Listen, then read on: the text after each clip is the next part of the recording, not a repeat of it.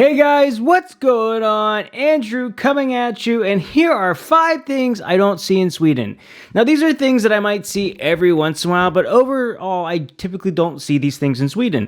Number 1 is going to be kind of surprising to me, but I realized it recently because we had some lightning. So, I want to say in all the years that I've lived here in Sweden, I think maybe only I can count on the one hand the times I've actually seen lightning. Now, there's been a few years where I've gone to the States in the summer, and you're typically going to have lightning in the summer.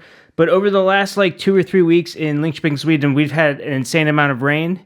And I actually saw lightning. And it was at that moment I was thinking to myself, wow, I typically don't encounter lightning. Where in the U.S., at least where I grew up in Western Pennsylvania, there were thunderstorms all the time. I used to grow up and I loved sitting outside and just watching the thunderstorms on my porch, not standing under a tree or something. Yes, I used to go ahead and do that, and it was something that I very much enjoyed. And that's one thing that I just do not typically see in Sweden. Number 2 has to be homeless. Now, I must say that in the United States, growing up, I typically see a lot of, well, not all the time, but when I would go into Pittsburgh for football games, hockey matches, I would typically see homeless people or people outside, begging for money or asking for money.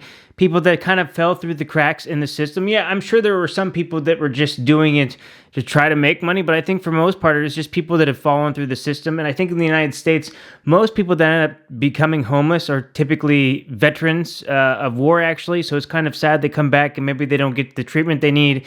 And then they just eventually fall through the cracks and then they end up on the streets, which is really, really sad. Now in Sweden, we have Roma people, but that's a completely different situation as that's a group of people that have been around all through Europe. But as far as people that are homeless that have fallen through the crack in the Swedish system, again, I'm sure if you're in Stockholm, maybe I would see it much more.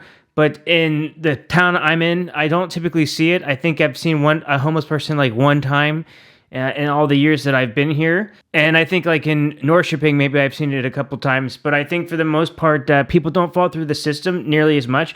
It does happen. I'm sure there's people that are homeless that get into a very difficult situation, whether it's a marital issue or something happens, and they're not able to get help super quickly, but I don't think they're as homeless as long as you would be typically in the United States. As if I remember correctly, after COVID, Los Angeles and other cities got hit really, really hard with homelessness, and it's a real issue because if you don't have a home, how can you have a job or be able to hold down anything else? Number 3, this is something that's going to be interesting, but it's just something I typically don't see in Sweden, is multiple TVs in a house, and I think this might be more common where this is more of a baby boomer, maybe Generation X thing. Gen X thing. I don't think millennials typically have as many televisions in their house, but growing up in the United States, it wasn't weird to have a house with maybe a TV, in one instance, I'll say if you're a kid growing up like I was and you play video games, you would try to have a TV in your room. That makes sense. But if you're just one person, you don't have a TV in your living room and then maybe a TV in your bedroom because you might want to watch TV there late at night. It's just not something you see anymore. It might have something to do with mobile phones, but I notice just in general, most people in Sweden just have one TV in their house. Again, if they have kids, it makes sense. They might have another TV or an extra screen where they can play video games on.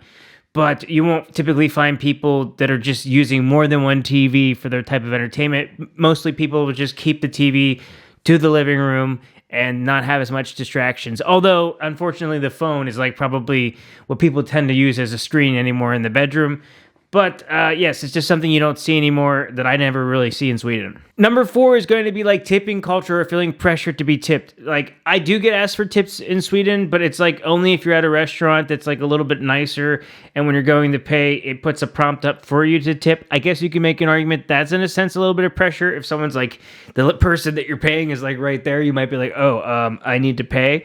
But you don't have to, and I don't think the worker's going to care. See, because in Sweden, the workers that work at restaurants tend to get a really nice salary and not need to rely on tips. So people tend to not tip, or if they tip about 10%.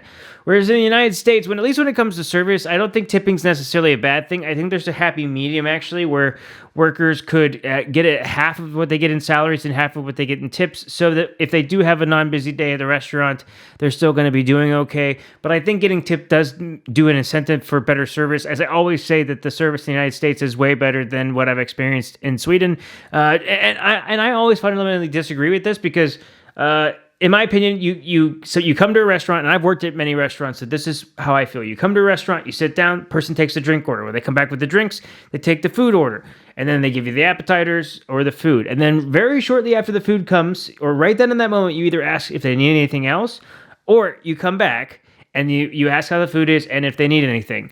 And I just typically never get that flow in a restaurant here, and I think it probably has something to do with the fact that maybe fewer people work at the restaurants, but also maybe there's not as much of incentive to work that way because of not needing to rely on tips. So yes, it's just something I've noticed, but of course it's great that they get a salary. I'm happy for them. I want people to live better, so I think there might be a happy medium, but it's just something that you don't get bothered with. Like in the States, a few times where I go, they're asking for tips for everything. You're going to Starbucks, you're going to this place, you're going to that place. And then suddenly you're asked to tip a ridiculous amount that you're starting to nickel dime. And then you realize, you go, hey, wait a second. Why am I paying this person's salary? Why isn't their employer paying this person's salary? So I think in the States, the tipping culture is getting a bit ridiculous. I remember last time I went home to the States, I didn't have any U.S. cash yet. And I was at a hotel, and there was like a hotel takes me directly to the airport. And so the time came to tip, and I didn't have any money to tip, and I didn't have a US based thing to tip. I didn't have like Venmo or something like that. So it was like an awkward moment, but it was also a moment where I'm like, well, it's a service from the hotel. Like, that's kind of annoying. So it's funny how being out of my system a little bit, I had those type of feelings when it came to tipping culture in the States sometimes being a bit ridiculous. Number 5 thing I like never see in Sweden are like prescription drug commercials. And I always forget this one until I go back to the States. I see it all the time. And then when you're away from it for so long and then you see it on the US television, it is like crazy. Like you're watching this and you're like, wow. Like the commercial's like, go talk to your doctor about this drug. And to me, that's like so ridiculous. You're just at your doctor's office. You're like, hey, I heard about this drug. I'd like to take it, please. And the doctor's like, okay, yeah, that sounds pretty good. I get some kickbacks if I send that to you. I'm not saying that all doctors are that way, but like it should be the other way around. Your doctor should be talking to you about medication and making those decisions for you. And these commercials are just flooding people with all kinds of stuff. And then always when they go over the side effects, it's like scary. It's so scary, you know? And, I just remember all the commercials over the years of like, I'm trying to think of one, like herpes medication over the years. They would have like these commercials of people like rock climbing and like doing all this amazing stuff to make the drug like make it seem so much better, and a lot of all these commercials this way, and it's just the marketing around it is ridiculous.